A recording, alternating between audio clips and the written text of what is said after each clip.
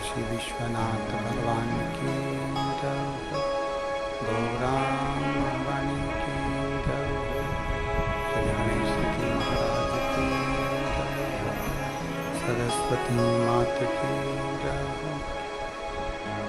गणपति सरकार की जय। गणेश्वर महादेव की जय।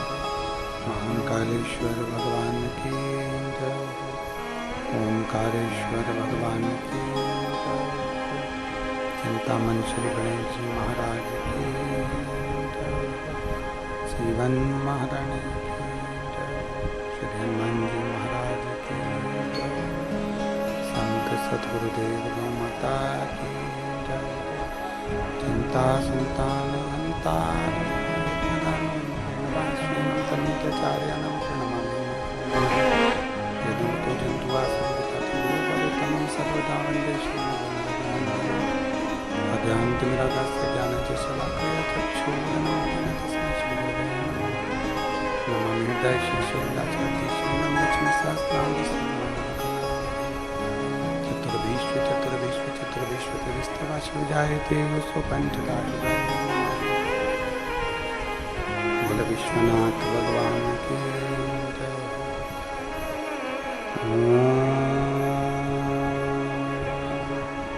नमः शिवाय। नमः शिवाय। नमः शिवाय।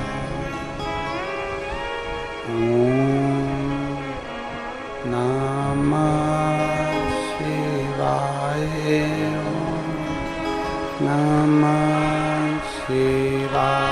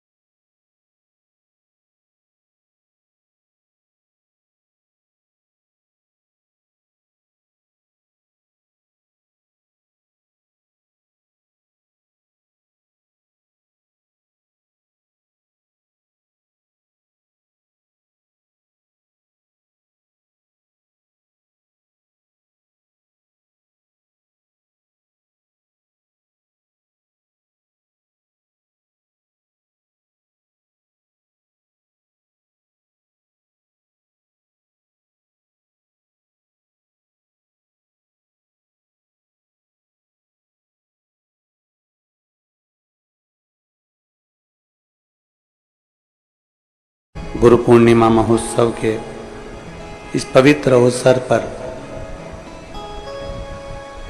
कथा मंडप में विराजमान सभी श्रोता भाई बहन, कथा मंडप में ही विराजमान सांवरिया सेठ जी के पवित्र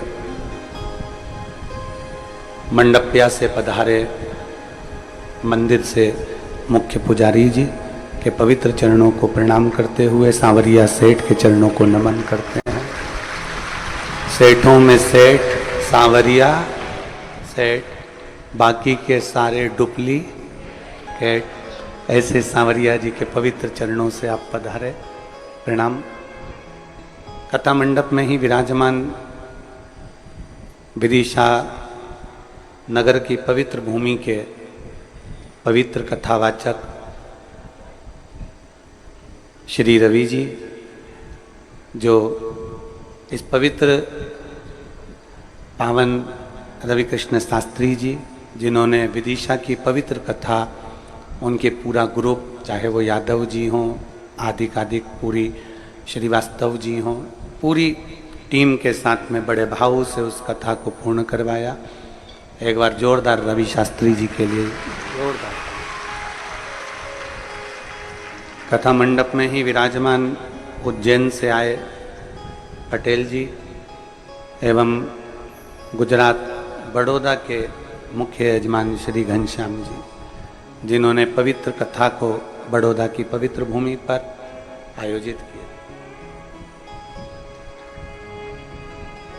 भगवान देवादिदेव महादेव की पवित्र कथा, जिसके मुख्य यजमान श्री विमला लोकेश जी जोशी, सुशीला जोशी, निखिल जोशी, निहारिका जोशी, फुलेरा जयपुर राजस्थान से हैं। स्वर्गीय विद्यादेवी राधा कृष्ण मंत्री, स्वर्गीय मितांशु मंत्री की स्मृति में आभा मंत्री श्री सुनील जी मंत्री सीहोर से हैं। गीता लक्ष्मी नारायण जी गुप्ता पुत्र सीमा विजय जी गुप्ता बेरसिया से। स्वर्गीय प्रेम प्रकाश जी की स्मृति में पत्नी संतोष जी अग्रवाल, पुत्र चेतन जी अग्रवाल, हिना जी अग्रवाल हैदराबाद से हैं। विनय जी पंचाल, नैना जी पंचाल मुंबई से। जगत सिंह फूलवासी सिंह मुंबई से हैं। एक बार सभी यजमान परिवार के लिए जोरदार ताली बजाकर स्वागत, वंदन, अभिनंदन। जो इस पवित्र कंकर शंकर की धरा पर पवित्र शिव महापुराण कथा गुरु शिव, गुरु महादेव शिव महापुराण की कथा का रसतत्व ग्रहण कर रहे हैं।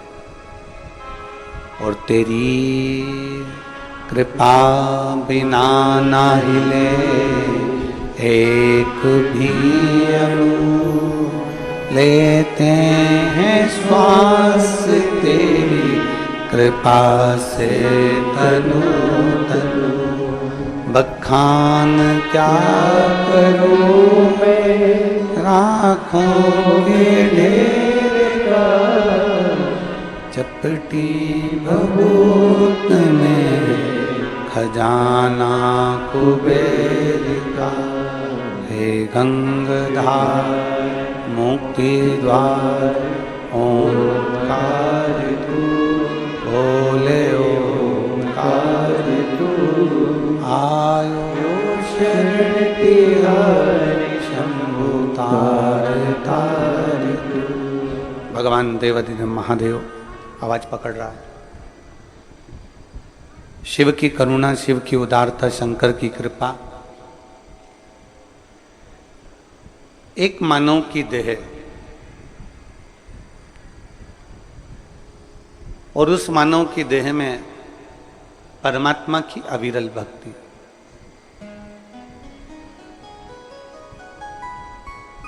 कोई कह रहा था, गुरुजी हमको पीपल और बड़ के पेड़ जैसा विशाल बनना है, बहुत विशाल। हम कहते हैं खूब बनो। पीपल और बड़ के वृक्ष जैसे विशाल बनने में कोई दिक्कत नहीं।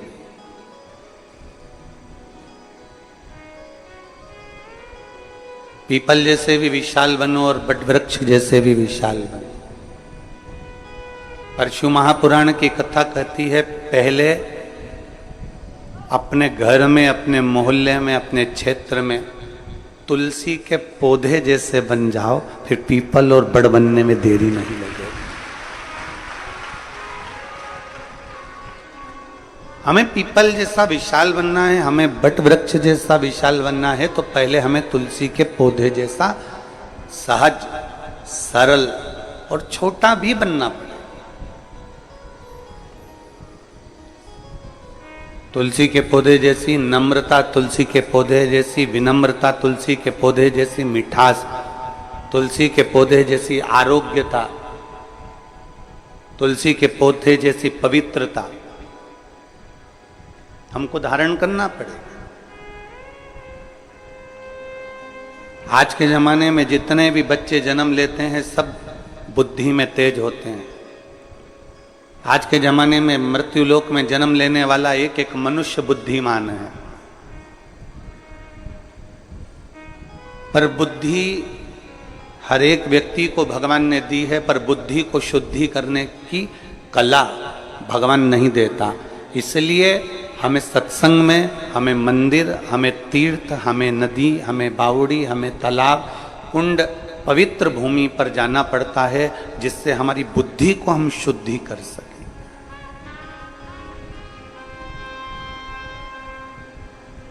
बुद्ध बनने के लिए पहले हमें शुद्ध बनना पड़ेगा।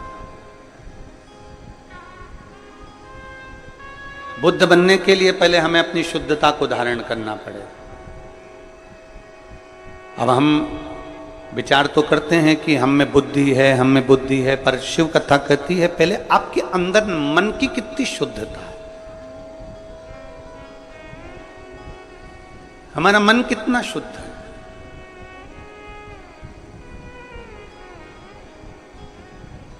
हम कितना भगवान का भजन कर रहे हैं, वो मूल नहीं है कि आपने बहुत घंटे तक माला लेकर बैठ गए, 2-4 घंटे तक आपने माला जप ली तो भगवान के हो गए, वो भाव नहीं। आप मत पकड़ो माला, मत पकड़ो।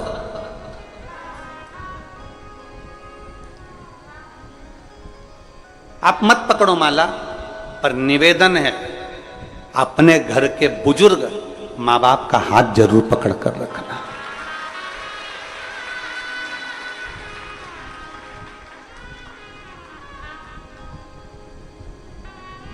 आप माला नहीं पकड़ सकते, मत पकड़ो, पर अपने घर के बुजुर्गों का, अपने घर के माता पिता का हाथ बुढ़ापे में जरूर पकड़ कर रखना। आप आसन लगाकर नहीं बैठ सकते घंटों तक, आप आसन लगाकर साधना नहीं कर सकते घंटों तक, मत करो। पर जब अपने माँ बाप बुजुर्ग हो जाएं तो उनके चरणों में अपनी ड्यूटी से आने के बाद, नौकरी से आने के बाद, दुकान से आने के बाद कम से कम 5 मिनट उनके पास बैठो, तो वो आसन लगाकर जो पुण्य मिलेगा वो पुण्य माँ बाप के चरणों में मिल जाए।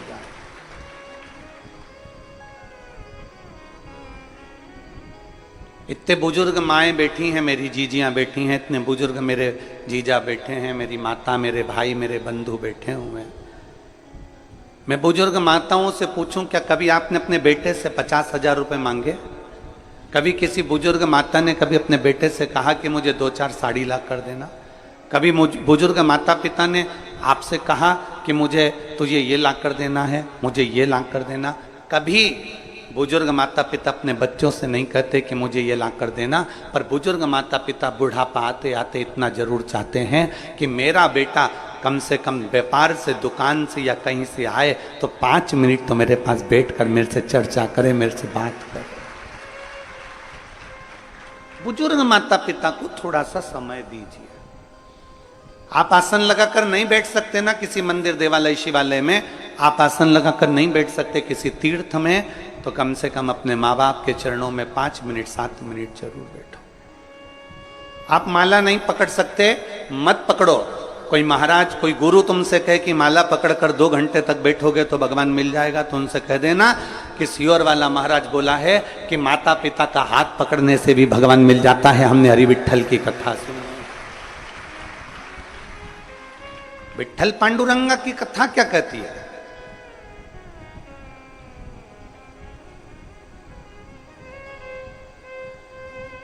पौंडलिक जिसने प्रवचन में सुन लिया था कि माता पिता की सेवा करने से हरि विठल प्रसन्न हो जाता है, भगवान नारायण प्रसन्न हो जाता है, बस उसने सेवा करना प्रारंभ कर दिया और भगवान उसको दर्शन देने के लिए पहुंचे। उसकी गली में इतना कीचड़ था, नारायण दरवाजा बजाए, उसने पूछा कौन है? वो कहते हैं मैं नारायण हूं। अभी मैं अपनी माता के चरण दबा रहा हूं, फिर पिता के चरण दबाऊंगा और पिता के चरण दबाने के बाद दरवाजा खोलूंगा। भगवान कहते हैं तेरी गली में बहुत कीचड़ है, मैं खड़े कैसे रहूं? तो पौंडलिक ने खटिया के नीचे से एक ईंट उठाकर बाहर फेंक दी और भगवान से कह दिया कि इस पे खड़े हो जाओ। भगवान दोनों हाथ कमर पर रखकर उस पौंडलिक के लिए भगवान दरवाजे पर खड़े रहे। और जब पौंडलिक ने दर्शन किया, दर्शन करते से ही भगवान ने उसको जब दर्शन दिया तो भगवान ने कहा मांग पौंडलिक तुझे क्या चाहिए? पौंडलिक कहता है प्रभु इतनी कृपा करना, जो अपने माता पिता की सेवा करता हो उसके दरवाजे पर ऐसे ही दर्शन देते रहे।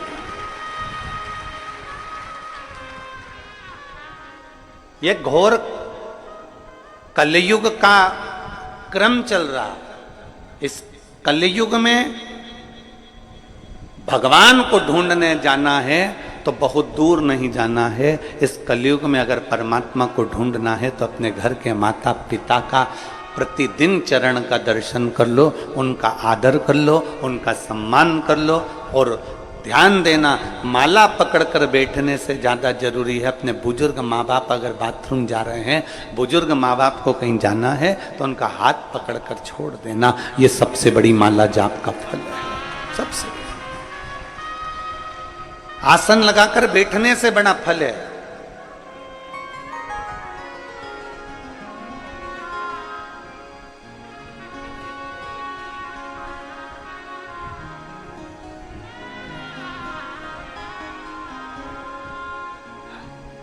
आप में से कई लोग तो हमको जानते हैं, हमारे सीहोर में मकान में आप जाएंगे तो उसमें एक हॉल है और नीचे 2 कमरे हैं और 2 कमरे ऊपर। 3 भाई, माता पिता सभी उसमें रहे। पिताजी थे तभी भी और माता जी हैं तभी भी। हम तीनों भाई का एक नियम है कि जब भी कहीं से आते हैं तो माता के पास में, पिता के पास, जब पिताजी थे तो माता पिता के पास में, अब माता जी तो माता जी के पास कम से कम आधा से 1 घंटा तीनों भाई बैठकर भगवत भजन करते, चर्चा करते।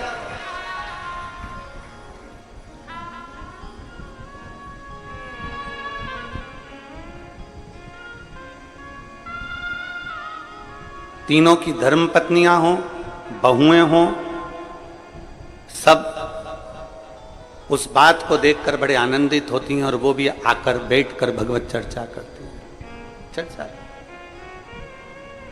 कोई दौलत माँ बाप को नहीं दी जा सकती और समय से बड़ी दौलत दुनिया में कोई नहीं हो सकती जो बुजुर्ग माँ बाप को दी जाए। समय से बड़ी कोई दौलत नहीं, समय से बड़ी।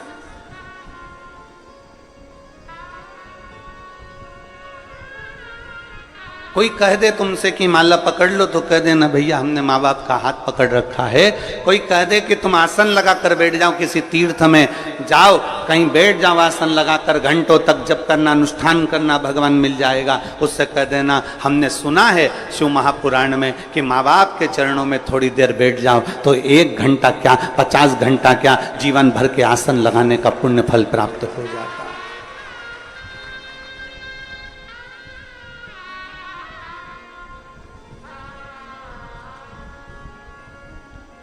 एक पुण्य हमारे भीतर जागृत हो जाए, हम एक पुण्य। और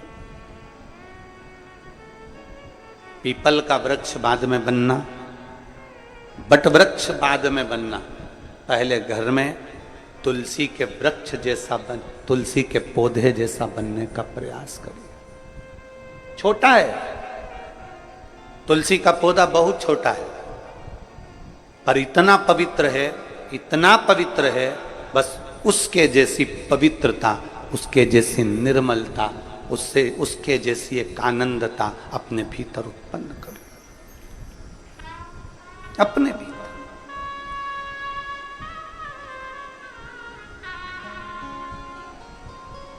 एक छोटे से छोटे बच्चे को भी यह ज्ञात होता है कि भगवान के स्नान का जल काय में डालना है। आप अपने छोटे से बच्चे को बुलाओ, ए ललुआ इधर आ। अब ललुआ को बुलाया और उसके हाथ में भगवान का घर में स्नान कराया। गणेश जी, लड्डू गोपाल सब बैठे थे, सबको एक थाली में, एक बर्तन में, एक तारबान में बिठाकर तुमने नहला दिया। नहलाया हुआ पानी अपने बच्चे को दे दिया, छोटे से को, और कह दिया ले डालिया। तुमने ये नहीं बोला उस बच्चे को कि इसको कहां डालकर,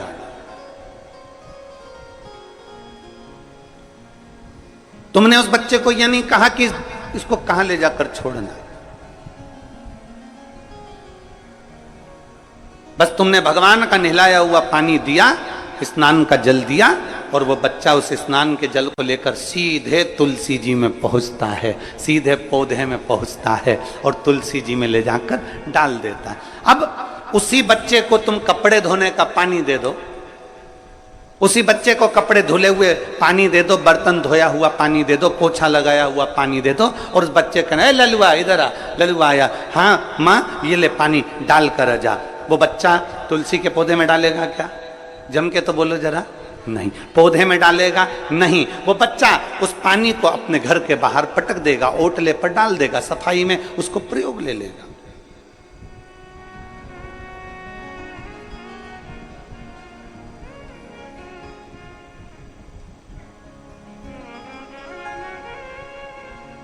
लोग कहते हैं आज के समय में सनातन धर्म को लोग जानते नहीं हैं, पर यह व्यासपीठ कहती है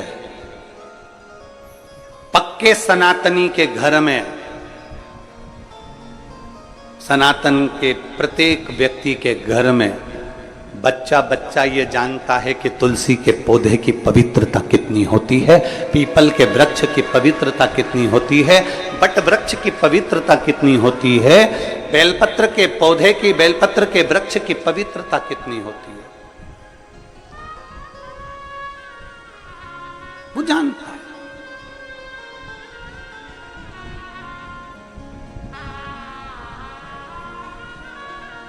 बस अपने धर्म को, अपने सनातन धर्म को, अपनी भक्ति को अंदर की ओर उतारना।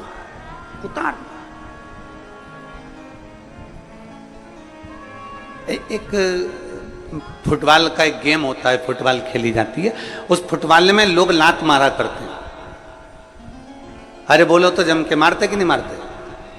कोई इधर से लात मार रहा है, कोई उधर से लात मार रहा है, कोई इधर से मारे, कोई उधर से मारे, कोई इधर से मारे, कोई उधर से मारे, एक फुटबॉल उसे सब मार रहे, सब ने लात मारी, खूब लात मारी उसमें। अब एक व्यक्ति बैठा था, उस व्यक्ति ने कहा, पूछा किसी से कि भैया ये फुटबॉल में लात मार रहे हैं, एक फुटबॉल में इतने सारे लोग लात मार रहे हैं, ये अच्छी बात है, इस फुटबॉल में इतनी लात क्यों पड़ रही है, इस फुटबॉल में इतनी लात क्यों मारी जा रही है? तो किसी ने कहा इस फुटबॉल में इसलिए लात पड़ रही है क्योंकि ये फुटबॉल अंदर से खाली है।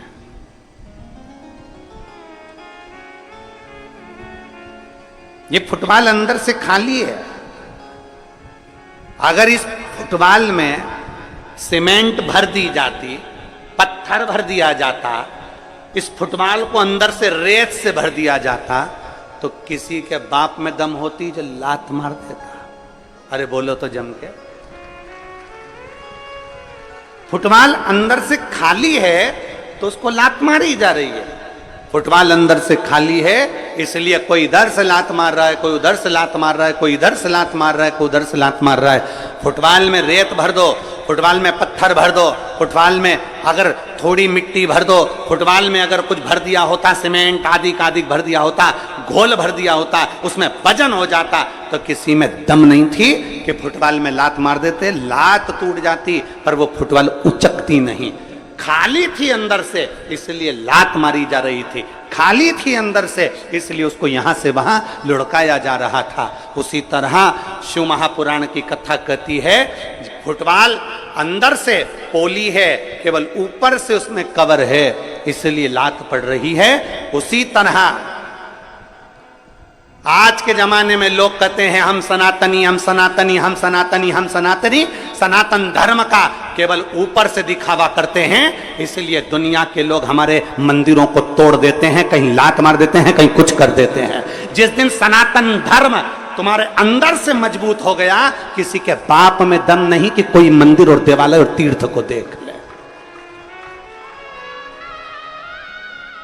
सनातन धर्म अंदर से मजबूत होना चाहिए। हम सनातन धर्म को ऊपर से मजबूत कर रहे हैं। हमने तिलक लगा लिया, सोचा सनातन धर्म मजबूत हो गया। हमने धोती पहन ली, लग गया कि सनातन धर्म मजबूत हो गया। हमने तुरंत कुछ ना कुछ श्रृंगार करा, लगा सनातन धर्म मजबूत हो गया। हम मंदिर जाने लगे, सोचा सनातन धर्म मजबूत हो गया। नहीं, सनातन धर्म को भीतर से मजबूत करना पड़ेगा। अगर फुटबॉल अंदर से मजबूत होती तो किसी की दम नहीं थी कि कोई लात मार देता। सनातन धर्म अगर अंदर से अपने भीतर, अपने दिल में, अपने हृदय में जब तुम मजबूत कर लोगे, किसी की सामर्थ्यता नहीं कि तुम्हारे देवालय शिवालय और तुम्हारे तीर्थ को कोई देख लेगा।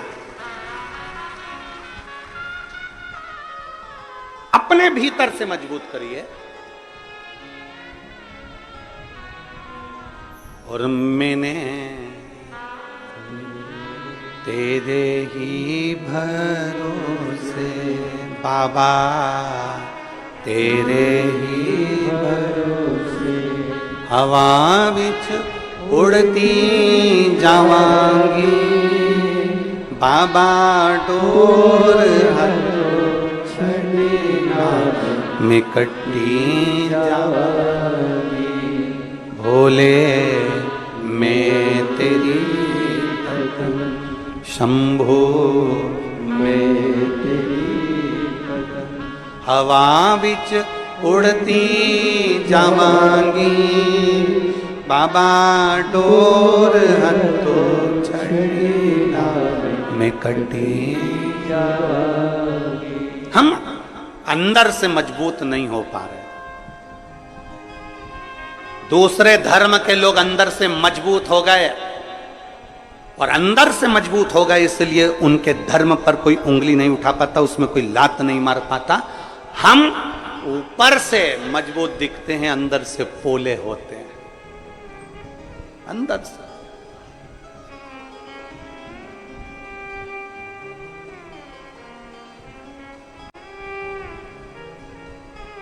और उसको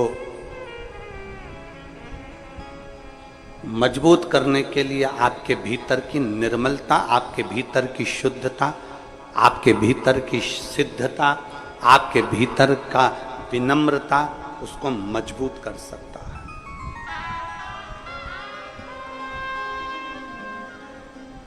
भीतर की निर्मलता। एक बार माता उमा ने भगवान महेश को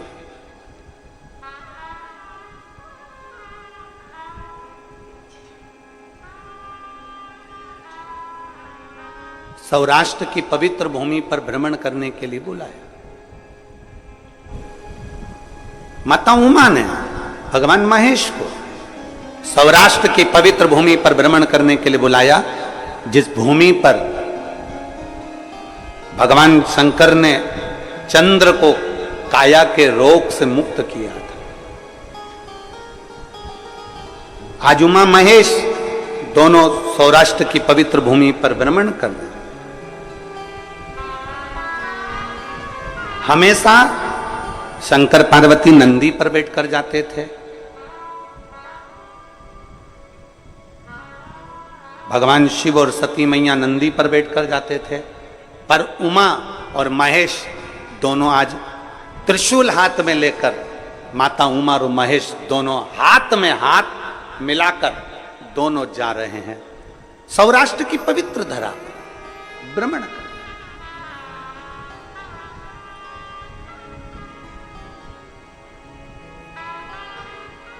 और सौराष्ट्र की पवित्र भूमि पर घूमते घूमते माता उमा ने भगवान महेश से 3 प्रश्न कर लिए।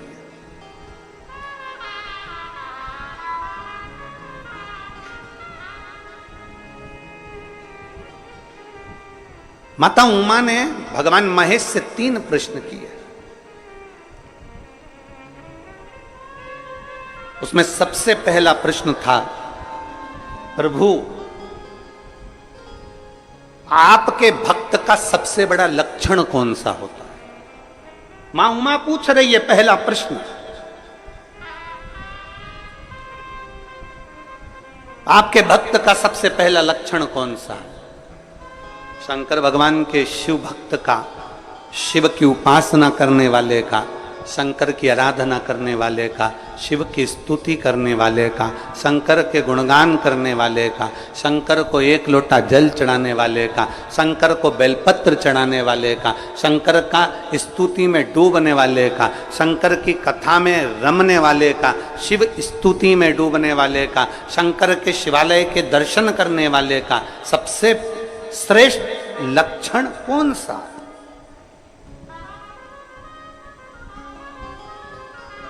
सबसे श्रेष्ठ लक्षण कौन सा? भगवान शंकर ने कहा, पार्वती मेरे भक्त का सर्वश्रेष्ठ लक्षण है विषम परिस्थिति में भी नम्र बने रहना, विषम परिस्थिति में भी नम्रता धारण करना।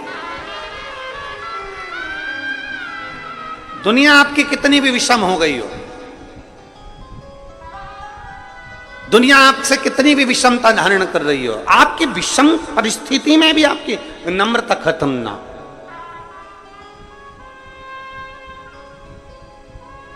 विषम परिस्थिति में नम्रता खत्म। यहां पर रवि कृष्ण शास्त्री जी बैठे हैं, विदिशा वाले। मैं आपको एक चीज के लिए धन्यवाद दूंगा। मैं वहां से जब विदिशा से चलने पर हमने आशीष जी को भी ये बात कही कि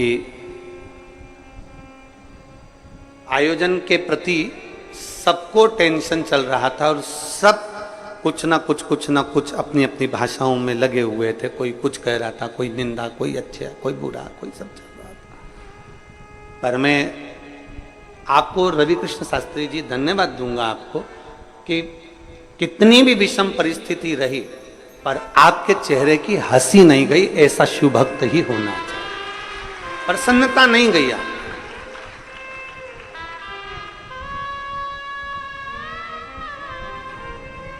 और ये बहुत कम लोगों में देखने को मिलता है महाराज। हम नारी तो बाबा की कृपा से ये कथाएं चलती रहती है। ये कथा पूर्ण होगी 25 तारीख को भिलाई में, छत्तीसगढ़ में प्रारंभ हो जाएगी 1 बजे से 4 बजे तक। 25 तारीख से 31 तारीख तक कथा चलेगी। फिर उसके बाद में अगली कथा फिर वहीं छत्तीसगढ़ में। पूरा सावन छत्तीसगढ़ वालों का।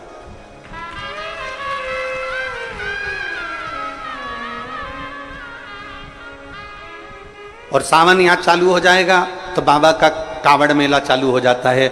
आसपास के गांव के लोग, शहर के लोग अपने अपने गांवों से कांवड़ भरने के लिए लेके आते हैं अपने अपने गांव की, और शिव जी को चढ़ाना चालू कर देते हैं कुबेरेश्वर महादेव को। गाजे बाजे के साथ 15-20 महिलाएं इकट्ठी हो जाती हैं, कांवड़ ले लेकर कुबेरेश्वर धाम आ जाती हैं।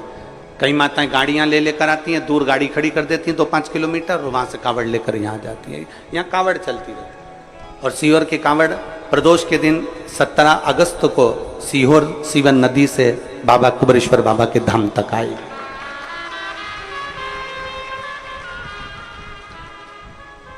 ढेर जगह जावे, अनेक जगह जावे, पर ये विषम परिस्थिति में भी जो मुस्कुरा दे, विषम परिस्थिति में भी जो ठंडा है, विषम परिस्थिति में भी जो कूल है, विषम परिस्थिति में भी जो नम्रता का भाव धारण कर ले, तो समझ लेना कि वो शंकर का श्रेष्ठ भक्त हो ही सकता। विषम परिस्थिति। इसकी एक कथा आती है बड़ी सुंदर। मेरे महादेव कह रहे हैं, मेरे महादेव ने पार्वती मां उमा से कहा, उमा सुन, एक व्यापारी के पास में 2 हीरे थे।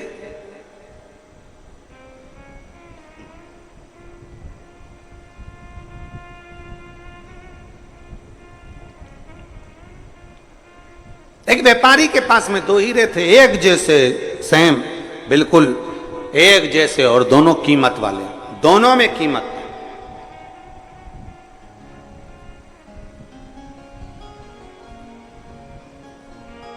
अब वो व्यापारी की एक आदत थी, प्रत्येक नगर में जाता और दोनों हीरों को रख देता, और नगर के राजा के पास में नगरवासियों से कहता है एक हीरा इसमें असली है और एक हीरा इसमें नकली है। इसमें एक हीरा असली है और एक हीरा नकली है। अब आप जो बता देगा कि असली हीरा कौन सा है और नकली हीरा कौन सा है, उसको मैं ये कीमती हीरा फ्री में दे दूंगा। और नहीं बता सकते तो हीरे का पैसा तुम्हें मुझे देना पड़ेगा। हीरे का पैसा तुम्हें मुझे देना पड़ेगा। इसमें बताओ असली हीरा कौन सा, नकली हीरा कौन सा। सारे नगर नगर में जाता, कोई असली और नकली को पहचान नहीं पाता। कौन पहचान? कोई परखदार हो ना, एक बात बहुत अच्छे से याद रखिएगा, घी नकली होगा ना चल जाएगा। ओ मेरी जीजी हो, अच्छे से समझ लेना, और मेरे जीजा होंगे और बेटी बेटा भी। घी नकली होगा चल जाएगा, सोना नकली होगा चल जाएगा, पर अपनी दृष्टि